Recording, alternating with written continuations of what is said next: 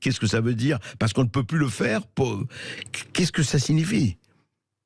Alors, on continuera à accueillir des patients, mais après avoir appelé le 15 et après avoir eu un sauf-conduit pour accéder aux urgences, parce qu'après un interrogatoire médical, on juge que le cas est potentiellement grave. Ah d'accord, il faut appeler le 15, il faut avoir un sauf-conduit, c'est ça? Oui, d'accord. Il faut avoir un sauf-conduit. Alors, Monsieur Braun, c'est pour ça que je l'appelle Monsieur Braun et plus docteur. Parce que, comme moi, il connaît la bibliographie, il connaît les préconisations françaises et internationales, qui sont très claires. Pour assurer la sécurité de la population, il faut que tout citoyen soit à moins de 30 minutes en voiture d'un service d'urgence ouvert 24 heures sur 24, 365 jours par an. Je vais vous donner un exemple. Vous avez mal au ventre.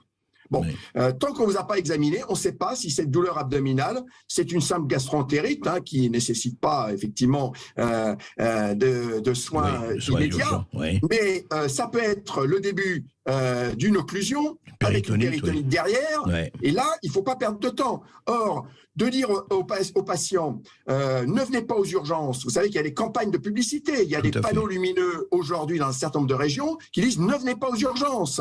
Un certain nombre de titres de la presse régionale, c'est ne venez pas aux urgences. C'est catastrophique. C'est catastrophique parce que on ne sait si c'est grave qu'après avoir examiné le patient, même après un tri par téléphone, on prend un risque. Et puis surtout, quelle réponse a-t-on? Il n'y a plus de médecins en nombre suffisant pour faire des visites à domicile. On positionne les patients pour répondre au téléphone ou dans ce qu'on appelle des maisons médicales de garde. C'est-à-dire qu'il faut que les patients se déplacent. Or, le problème aux urgences aujourd'hui, ce ne sont pas les gens qui viennent sur leurs deux jambes et qui repartent sur leurs deux jambes avec une ordonnance. Ce sont les 20% de patients souvent âgés qui nécessitent une hospitalisation. Et pour ces patients, nous n'avons pas de lit. Or, quelle est une autre des préconisations de M. Braun? C'est non pas ce qu'on réclame depuis très longtemps, et nous sommes très nombreuses organisations citoyennes, de médecins, de professionnels de santé, de personnel de santé, c'est arrêter de fermer des lits. Alors, qu'est-ce que nous propose M. Braun? Il remet en avant une des propositions d'une autre ministre de la Santé, qui est Mme Bachelot, donc ça date, des gestionnaires de lits. Alors, ça fait mieux quand on le dit en anglais, des bed managers.